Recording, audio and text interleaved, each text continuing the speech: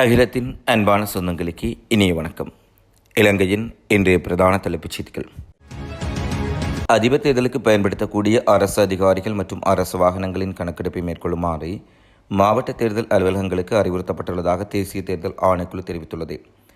அதன்படி தேர்தலுக்கு பயன்படுத்தக்கூடிய அரசு அதிகாரிகளின் மற்றும் வாகனங்களின் எண்ணிக்கை குறித்தே குறிப்பிட்ட ஆவணங்கள் பெறப்பட உள்ளது. மாவட்ட தேர்தல் அலுவலகங்கள் மூலம் மக்கள் தொகை கணக்கெடுப்பு நடத்தப்பட உள்ளது. அதற்கான சிறப்பு படிவம் வெளியிடப்பட்டுள்ளதாக தேசிய தேர்தல் ஆணையம் தெரிவித்துள்ளது.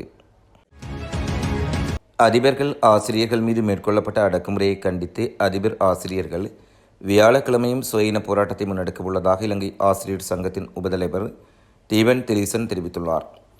அதிபர் ஆசிரியர்களுக்கு வழங்க வேண்டிய சம்பள முரண்பாட்டுக்கு தீர்வை வழங்காது தமக்கு கிடைக்க வேண்டியதை கேட்கும் அதிபர் ஆசிரியர்களின் ஜனநாயக ரீதியான போராட்டத்தை நசுக்க நேர்த்தாரை பிரயோகம் மற்றும் கண்ணீர் புகை குண்டுகள் வீசி அதிபர் ஆசிரியர்கள் மீது நடத்தப்பட்ட மில்லேச்சத்தனமான தாக்குதல்களை கண்டித்தே இன்று போராட்டம் முன்னெடுக்கப்பட உள்ளது என அவர் குறிப்பிட்டார். அதிபர்கள் ஆசிரியர்கள் மீதான அடக்குமுறைகளை கண்டிக்கும் விதமாக அனைவரும் ஆதரவு வழங்க வேண்டும் என்றும் அவர் கேட்டுக்கொண்டுள்ளார். மாதாந்த எரிபொருள் விலை சூத்திரத்தின் பிரகாரம் இம்மாதம் 30ஆம் தேதி இரவு எரிபொருளின் விலை திருத்தம் நம்பரவுள்ளதாக மின்சக்தி மற்றும் வலசக்தி அமைச்சர் காஞ்சன விஜயசேகர அவரது எக்ஸ் தளத்தில் குறிப்பிட்டுள்ளார்.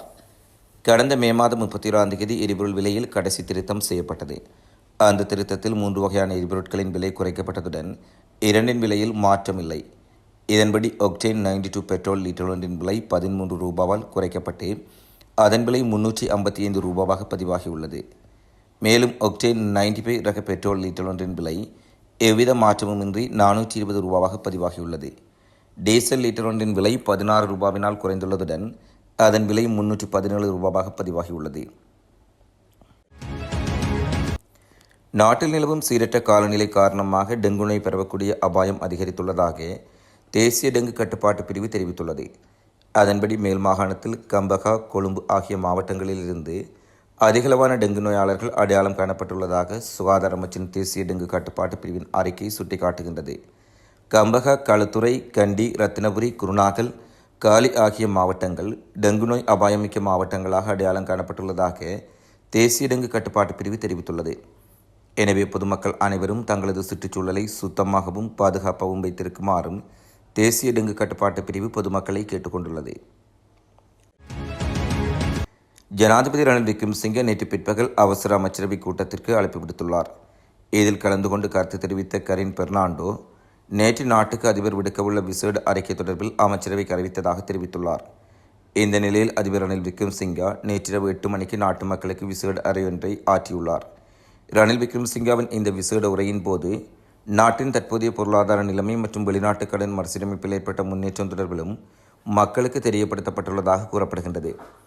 இதேவேளை இலங்கை மக்களுக்கு பல நிவாரணங்கள் கிடைக்கும் என்றும் ஐக்கிய தேசிய கட்சியின் செயலாளர் ரவி கருணாநாயக்க குறிப்பிட்டுள்ளார்.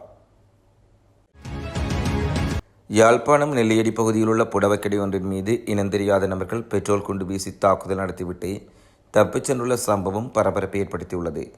செவ்வாய்க்கிழமை இடம்பெற்ற சம்பவம் தொடர்பில் மேலும் தெரிய வருகையில் மோட்டார் சைக்கிளில் வந்த நபர்கள் புடவைக்கடைக்கு பின்புறமாக வந்து பெட்ரோல் குண்டுகளை வீசிவிட்டு தப்பிச் சென்றுள்ளார்கள்.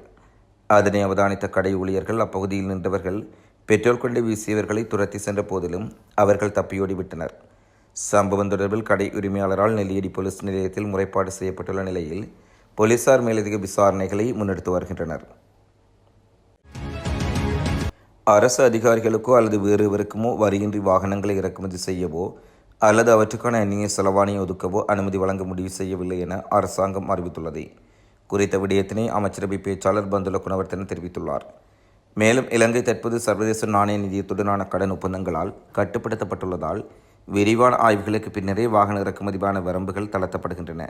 சர்வதேச நாணய நிதி ஒப்பந்தத்தின்படி பூர்த்தி செய்யப்பட வேண்டிய நிபந்தனைகள் மற்றும் முன் நிபந்தனைகள் உள்ளன. அதன்படி வெளிநாட்டு கையிருப்பை குறைக்கும் விடயங்களில் உள்ள கட்டுப்பாடுகளை தளர்த்த முடியாது பந்துல குணவர்த்தன சுட்டிக்காட்டியுள்ளார். இந்நிலையில் குறித்த விடயங்களை கருத்தில் கொண்டு நடைமுறையொன்றை உருவாக்குவதற்கு விக்ரமசிங்கே குழு ஒன்றை நியமித்துள்ளதாகவும் பந்துல குணவர்த்தன மேலும் குறிப்பிட்டுள்ளார்.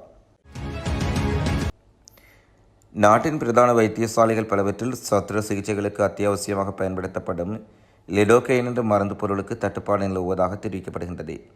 குறித்த விடயத்தை சுகாதார அமைச்சின் உள்ளக தகவல்கள் தெரிவிக்கின்றன. இந்த லிடோகேன் என்ற மருந்து சத்திர சிகிச்சைகளின் போது மயக்க மருந்தாக பயன்படுத்தப்படுகின்றது. இந்த மயக்க மருந்து வகை அனைத்து சத்திர சிகிச்சைகளுக்காகவும் பயன்படுத்தப்படுகின்றது.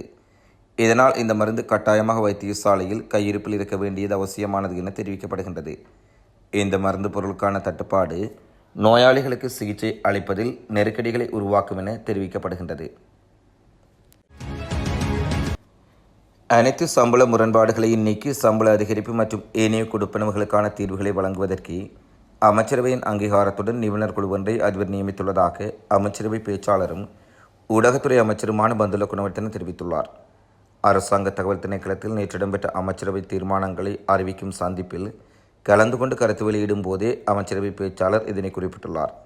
சில சம்பள அதிகரிப்பு மற்றும் சம்பள முரண்பாடுகள் தொடர்பில் இந்த வரவு செலவு திட்டத்தில் தீர்வு காணப்படவில்லை என்பதை நினைவு கூர்ந்த அமைச்சரவை பேச்சாளர் அமைச்சரவையின் அங்கீகாரத்துடன் அதிபர் இந்த நிபுணர் குழுவை நியமித்துள்ளதாக வலியுறுத்தியுள்ளார்.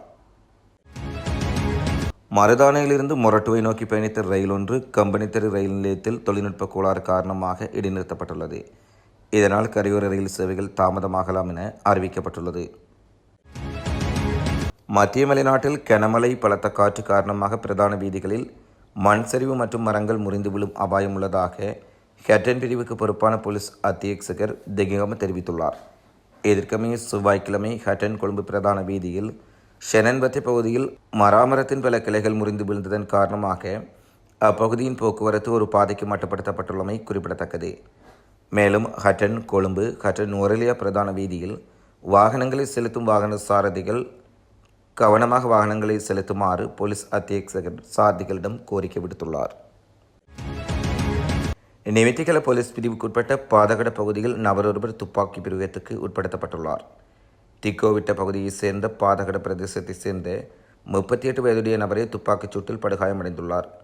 காயமடைந்தவர் திருமணமானவர் என்பதுடன் குறித்த நபர் தனது மருமகனுடன் வீட்டு முற்றத்தில் இருந்தபோது முகத்தை மறைத்து அருகில் வந்து இனந்தெரியாத துப்பாக்கிதாரி ஒருவர் இந்த துப்பாக்கி பிரயோகத்தை மேற்கொண்டு விட்டு தப்பிச் சென்றுள்ளார். துப்பாக்கிச் சூட்டுக்கு இலக்கான நபரின் காலில் காயம் ஏற்பட்டு நிமித்திகல வைத்தியசாலையில் அனுமதிக்கப்பட்டுள்ளார். துப்பாக்கிச் சூடு நடத்தப்பட்டதற்கான காரணம் இதுவரை வெளியாகவில்லை எனவும் இது தொடர்பில் தீவிர விசாரணை மேற்கொண்டுள்ளதாக போலீசார் தெரிவித்துள்ளார்கள். தனியார் நிறுவனம் ஒன்றில் பணிபுரியும் 2 இளைஞர்கள் நேற்று பிற்பகல் 2:30 மணியளவில் மின்சாரம் தாக்கிய நிலையில் மீட்கப்பட்டு ஆபத்தான நிலையில் வைத்தியசாலையில் அனுமதிக்கப்பட்டுள்ளார்கள்.